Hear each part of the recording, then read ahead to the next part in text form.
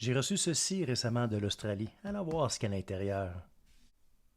Je vais l'ouvrir, mais je vais sauter des bouts. Je ne veux pas vous endormir. Moi, c'est François, et c'est Time to Watch.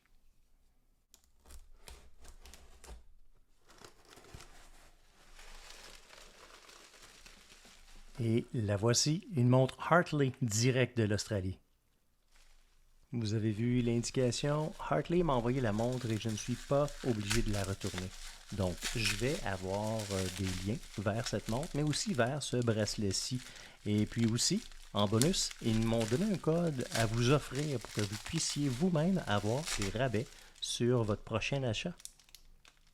Allons voir la montre elle-même, ce qu'elle a l'air. Dans cette boîte-ci, en plus du bracelet, ils ont acheté quelque chose de spécial. On va voir ce qu'il y a dans cette boîte-ci, mais uniquement pendant la revue complète. Alors, regardons ce qu'il y a dans cette boîte. Alors, on voit évidemment la paperasse habituelle, les garanties avec le manuel d'utilisation qu'on ne regarde jamais. Il y a aussi ce petit carré de matériel qui est très doux et relativement épais et quand même assez solide, donc j'ai l'impression que c'est un tapis de travail. Mais voici la pièce de résistance.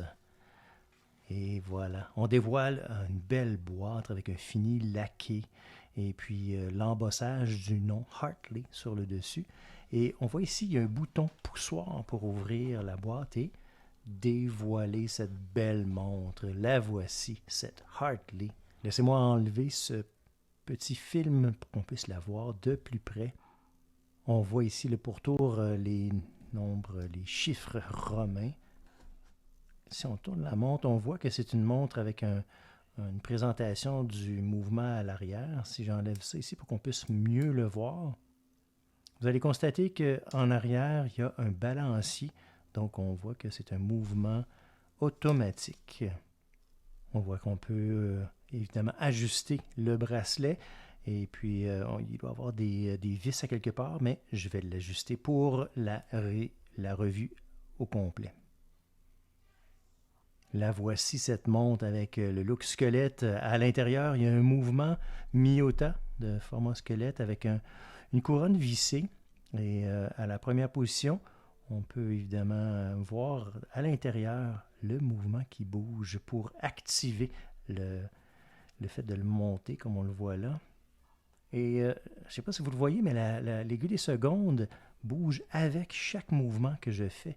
Et puis le mouvement Miyota de ce calibre-là, c'est pas la première fois que je vois ça, mais c'est un mouvement qui fonctionne quand même malgré tout très bien. Alors évidemment, à la deuxième position, on monte la montre, on ajuste l'heure plutôt, et puis c'est un vrai mouvement sans date. Et lorsqu'on repèse le tout, évidemment, tout repart. Lorsqu'on revisse le tout, cette montre-ci, c'est une montre avec 5 atmosphères et puis j'ai bien hâte de voir comment je vais pouvoir la mettre au défi, disons. Je suis certain qu'elle est capable d'en prendre plus que ces 5 atmosphères. Voici sur mon poignet.